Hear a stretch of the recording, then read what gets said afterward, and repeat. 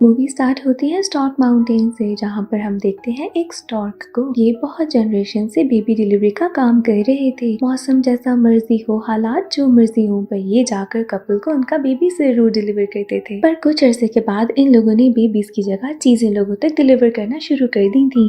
यहाँ पर एक जूनियर नाम का स्टॉर्क था, जो कि बहुत ही कम अरसे में बहुत ज्यादा डिलीवरीज करने की वजह से cornerstore.com में बहुत जल्दी फेमस हो गया था। इतना फेमस होने के बाद भी जूनियर बिल्कुल अकेला था, क्योंकि ना उसके कोई दोस्त थे और ना ही फैमिली। एक दिन यहाँ का ओनर हंटर यहाँ पर जूनियर को बुलाता है और कहता है कि मेरी प्रमोशन होने वाली है और मेरी जगह खाली हो जाएगी। मैं सोच रहा हूँ तुम्हें यहाँ पर प्रमोट करके बुला लूँ। पूरी जिंदगी जूनियर ने इतनी मेहनत इसी दिन के लिए की थी, क्योंकि यहाँ पर वो प्रमोशन चाहता था। यहाँ पर हंटर उसे बताता है कि उन्होंने बेबी डिलीवरी क्यों बंद कर दी थी, क्योंकि एक दिन जैस्पर नाम के एक स्टॉर्क को एक बेबी से प्यार हो गया था और उसने उसकी डिलीवरी नहीं की थी। बाकी सारे स्टॉक्स ने जैस्पर को समझाने की कोशिश की थी कि इस बेबी को जाकर डिलीवर कर आओ, और इस समय बेबी का एड्रेस वाला बीकन भी जैस्पर से टूट गया था, जिसके बाद वो घबरा के वहाँ से भाग जाता है। और यहाँ पर फिर इन सब लोगों को उस बेबी को अडॉप्ट करना पड़ता है। अब जबकि वो बेबी बड़ी होने वाली है, यानी कि 18 इयर्स की, तो यहाँ पर हंटर जूनियर को एक टास्क देता है कि उस बेबी जिसका नाम ट्यूलिप है, तुम्हें उसे फायर करना होगा। इस टास्क को पूरा करने के बाद हंटर की पोजीशन यहाँ पर जूनियर की हो जानी थी। जूनियर इस टास्क के लिए हाँ कर देता है, बट वो दिल का बहुत ही ज्यादा साफ और अच्छा था, इसलिए उसके लिए ये टास्क को ज्यादा ही मुश्किल था। जूनियर जब ट्यूलिप के पास जाता है तो वो देखता है कि कुछ इक्विपमेंट के साथ वो नॉन फ्लाइंग बर्ड के साथ उड़ रही है, और यहाँ पर इक्विपमेंट में कोई फॉल्ट आता है और वहाँ पे बहुत ज्यादा तबाही हो जाती है। यहाँ पर जूनियर के पास परफेक्ट मौका था कि वो ट्यूलिप को यहाँ पर फायर कर दे, बट वो ऐसा नहीं कर पाता और ट्यूलिप को लेकर लेटर डिलीवरी डिपार्टमेंट में पहुंच जाता है। जूनियर ट्यूलिप को कहता है कि अब से तुम्हारी जॉब यही है और तुम यहाँ से बाहर नहीं निकल सकती। ऐसा करके वो एक तीर से दो शिकार करना चाह रहा था कि वो जाकर हंटर को बताए कि उसने ट्यूलिप को फायर कर दिया है और ट्यूलिप के पास जॉब भी होगी। अब यहाँ से सीन शिफ्ट होता है नेट नामी एक बच्चे पर, जो कि अकेला खेलता रहता था पूरे दिन। उसके दोनों पेरेंट्स काम करते थे, जिसकी वजह से वो नेट पर ज्यादा ध्यान नहीं दे पाते थे, ना ही उनके पास नेट के लिए टाइम था।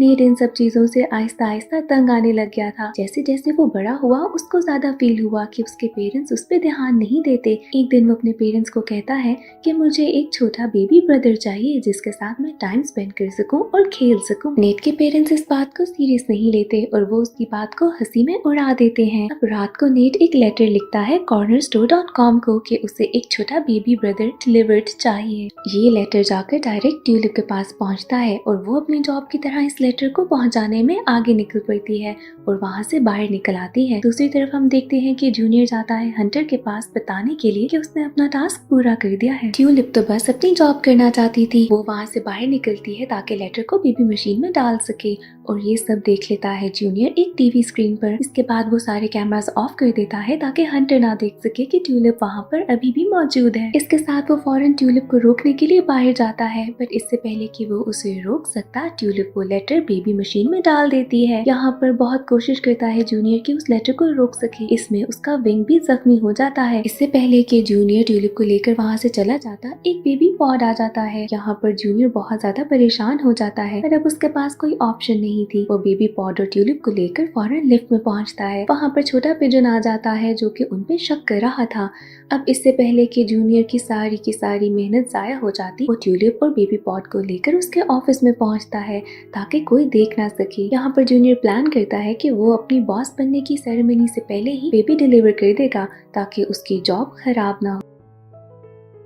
जूनियर ट्यूलिप को मना करता है कि बेबी को मत देखना, क्योंकि उसको याद आ जाता है कि कैसे जैस्पर ने बेबी की क्यूटनेस की वजह से सारा काम खराब कर दिया था। अब यहाँ पर वो कोशिश करता है कि बेबी पॉड के साथ उड़ जाए, पर उसका विंग तो खराब था, वो कैसे उड़ सकता था। अचानक से उसे ख्याल आता है कि उसने ट्यूलिप को एक मशीन से उड़ते हुए देखा था।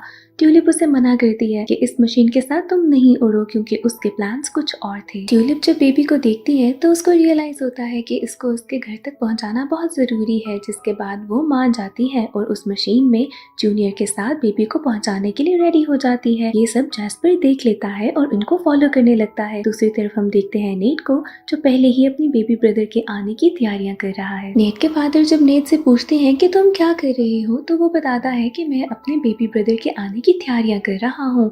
यहाँ पर उसके फादर बताते हैं कि स्टॉक्स अब बेबी डिलीवर नहीं करते, पर यहाँ पर वो अपने फादर को कन्विंस कर लेता है और अपने साथ काम पे लगा देता है। दूसरी तरफ हम देखते हैं कि ट्यूलिप बार बार जूनियर से पूछती है कि तुम बॉस क्यों बनना चाहते हो, बट इसका जवाब जूनियर के पास नहीं था। बार बार पूछने पर वो इरिटेट और गुस्सा हो जाता है, जिसके बाद वो थोड़ा सा चिल्लाता है और यहाँ पर ट्यूलिप मशीन से गिरते गिरते बचती है। इसके बाद उसे बेबी के रोने की आवाज आती है। जूनियर उसे कहता है कि बेबी की तरफ मत देखो और ना ही कोई ध्यान दो, पर ट्यूलिप से रहा नहीं जाता और वो मशीन को ऐसे ही छोड़कर बेबी को चुप कराने में लग जाती है। अब यहाँ पर मशीन तो कोई चला नहीं रहा था, जिसकी वजह से वो जेट मशीन नीचे गिर जाती है। इसके बाद तो जूनियर ट्यूलिप पे बहुत ज्यादा चिल्लाता है और ये लोग नोट करते हैं कि कैसे बेबी चुप हो गया है और बिल्कुल ही खामोशी है। ये लोग अब बेबी पॉट को ओपन करते हैं ताकि देखें कि बेबी ठीक है कि नहीं। जब बेबी पॉट ओपन होता है तो अंदर से इतना ज्यादा क्यूट बेबी निकलता है कि इनसे रहा नहीं जाता। जूनियर डिसाइड करता है कि वो बेबी को लेकर जाएगा और खुद ही डिलीवर कर देगा। यहाँ पर जूनियर बेबी को लेकर निकल पड़ता है, पर रास्ते में उसे बहुत ज्यादा वुल्फ्स मिलते हैं। यहाँ पर तो परेशान होकर जूनियर बेहोश हो जाता है। जब उसकी आंख खुलती है तो वो खुद को और ट्यूलिप को कैद पाता है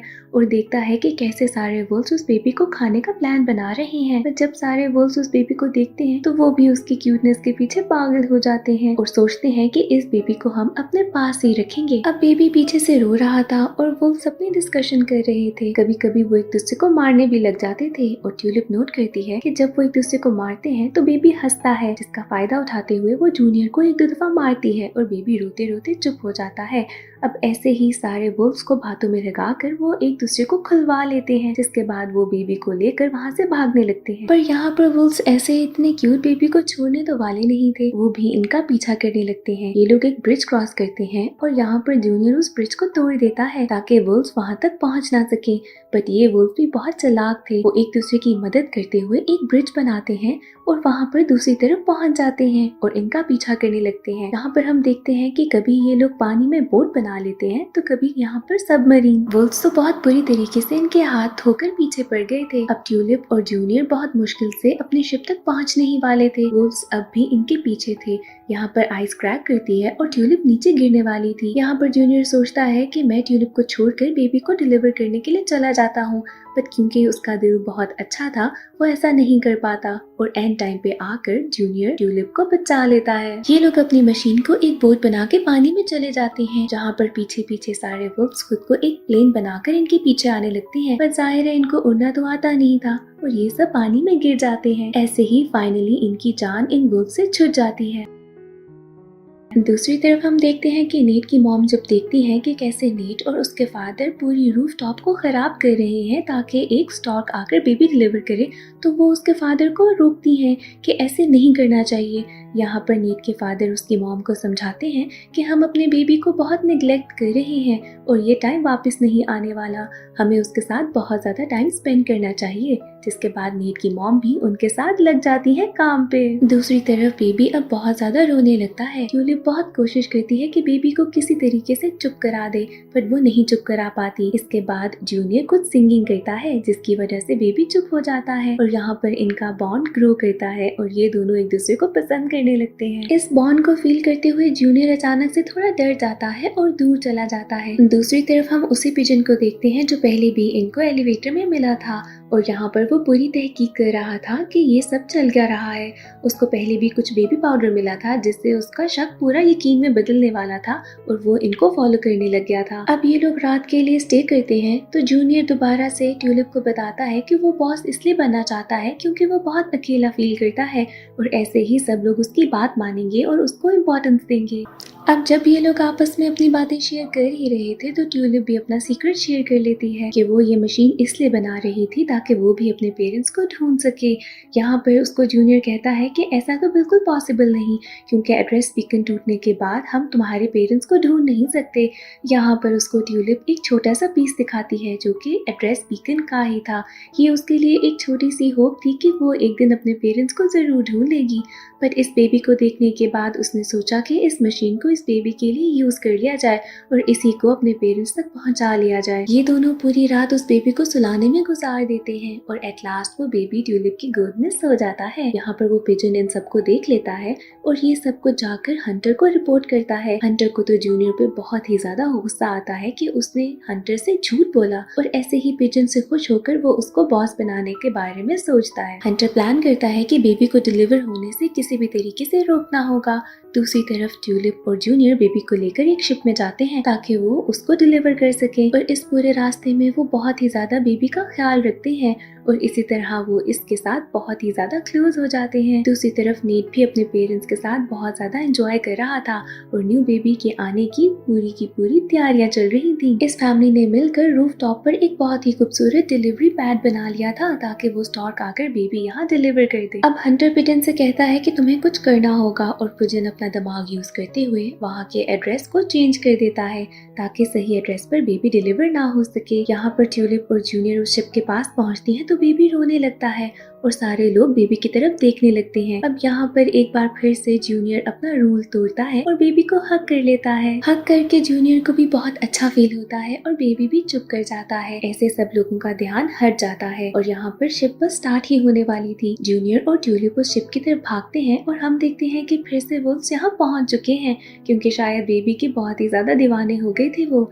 यहाँ पर ये दोनों शिप के एक रूम में जाते हैं जिसमें बहुत ही ज्यादा मिरर्स लगे थे। अब अचानक से ट्यूलिप को रियलाइज होता है कि स्टॉक्स तो मिरर्स देख ही नहीं सकते और वो बहुत ही मुश्किल से गाइड करते हुए जूनियर को अपने पास तक बुला लेती हैं और यहाँ पर भी विल्व्स इनके साथ पहुंच ही जाते हैं और इनको हर तरफ से घेर लेते हैं। अब यहाँ पर आता है जैस्पर जो इनकी मदद करता है सारे वुल्व्स से लड़ने में और यहाँ पर जैस्पर इनको बताता है कि कैसे उस जगह से निकलने के बाद वो एड्रेस बीकन को पूरा करने में लग गया था और इतने सालों में एक एक करके सारे पीसेस उसने जोड़ लिए थे बट एक ही पीस मिसिंग है जो कि था ट्यूलिप के पास। ट्यूलिप उसको वो पीस देती है और एड्रेस बीकन जुड़ जाता है। अब ट्यूलिप के पास अपने घर का एड्रेस भी था। जैस्पर उसे कहता है कि तुम मेरे साथ चलो। जैस्पर चाहता था कि वो अपनी डिलीवरी कंप्लीट कर दे और ट्यूलिप को उसके घर तक पहुंचा दे। यहाँ पर जूनियर भी उसे कहता है कि तुम जैस्पर के साथ चली जाओ क्योंकि तुम अपनी फैमिली का बहुत सालों से वेट कर रही हो। इसके बाद ट्यूलिप जैस्पर के साथ अपने घर चली जाती है बट इससे पहले कि वो डोर बेल करती वहाँ पर उसको अचानक से दोबारा बेबी और जूनियर याद आता है और वो एक बार फिर से उनके पास भाग जाती है। दूसरी तरफ हम देखते हैं कि जूनियर और बेबी उस एड्रेस तक पहुंच गए हैं जो कि खैर चेंज था। जूनियर जब बेल रिंग करता है तो वहाँ पर उसे हंटर और वो पिजन मिलते हैं जिसके बाद वो दोनों मिलकर जूनियर को पकड़ लेते हैं। इसके बाद वो बेबी को दे देते हैं पेंगुइन्स को और बेबी वहाँ से चला जाता है। दूसरी तरफ हम देखते हैं कि नीट के घर में पुलिस ऑफिसर आता है और उनको कहता है कि अपने रूफ टॉप से सारी चीजें हटा ले। यहाँ पर नीट बहुत उदास होता है और उसके पेरेंट्स उसे समझाते हैं कि कैसे बहुत सालों से स्टॉक्स ने बेबी डिलीवरी करना खत्म कर दी है। वो नीट को बताते हैं कि वो ये सब इसलिए कर रहे थे ताकि वो नीट के साथ टाइम स्पेंड कर सके क्योंकि वो उससे बहुत ज्यादा प्यार करते हैं। दूसरी तरफ ट्यूलिप जूनियर के पास पहुंच जाती है और उसको वहाँ से खोलकर ये दोनों निकलते हैं पेंगुइन्स के पास ताकि बेबी को बचा सके। वहाँ पर बहुत मुश्किल से पहुँचने के बाद वो लोग पेंगुइन से बहुत ही ज्यादा लड़ते हैं और एंड में बेबी को रेस्क्यू कर ही लेते हैं। ट्यूलिप जूनियर और बेबी स्टॉक कॉन पहुंचते हैं जहाँ पर बेबी की आवाज से सारे के सारे स्टॉक्स उनको घेर लेते हैं। ये हंटर की एक चाल थी और इस वजह से जूनियर को बहुत ही ज्यादा गुस्सा आता है और वो उस मशीन को ऑन कर लेता है जिसमें वो सारे लेटर्स थे जो कि लोगों ने बेबी डिलीवरी के लिए लिखे थे। इसके बाद बेबी मेकिंग मशीन ऑन हो जाती है और बहुत ही ज्यादा बेबीज उस मशीन से निकलने लगते हैं। अब हंटर जब ये सब कुछ देखता है तो वो एक बहुत ही बड़े रोबोट में बैठकर आ जाता है ताकि उस फैक्ट्री को खत्म कर सके, उस मशीन को तबाह कर दे ताकि और बेबीज ना बन सके। अब यहाँ पर एक अजीब सी फाइट स्टार्ट हो जाती है और इसमें एक रिमोट बेबी के पास आ जाता है जिसके साथ वो खेलने लगता है और ऐसे ही वो रिमोट था उस पूरी मशीन का जिसमें हंटर बैठा था और इसी तरीके से खेलते खेलते वो मशीन को कंट्रोल करते हुए बाहर फेंक देती है। इस तरह से कॉर्नर स्टोर का पूरा डिपार्टमेंट नीचे गिर जाता है माउंटेन से और वहाँ पे सिर्फ बेबी मेकिंग मशीन ही बचती है। अब यहाँ पर जूनियर सब स्टॉक्स को समझाता है कि उनका असल मकसद क्या था और वो सिर्फ और सिर्फ बेबी डिलीवरी ही था, जिसके बाद वो सारे स्टॉक्स को कहता है कि इन सब बेबीज को अपने अपने एड्रेस पर भेज दो। इसके बाद जूनियर उस छोटे बेबी को लेकर ट्यूलिप और जैस्पर के साथ उसके दिए गए एड्रेस पर जाते हैं ताकि बेबी डिलीवर कर सके। नेट की फैमिली उस बेबी को देखकर बहुत ही ज्यादा खुश होते हैं। इसके बाद सारे स्टॉक्स जाते हैं ट्यूलिप को उसके घर छोड़ने के लिए। ट्यूलिप यहाँ पे बहुत ज्यादा डर रही थी क्योंकि वो इतनी बड़ी हो चुकी थी और उसे डर था कि क्या उसकी फैमिली उसको प्यार करेगी। पर जब वो बेल रिंग करती है तो उसकी पूरी की पूरी फैमिली उसे बहुत ही वार्म वेलकम देती है, जिसके बाद इसी खूबसूरत सीन के साथ मूवी एंड हो जाती है।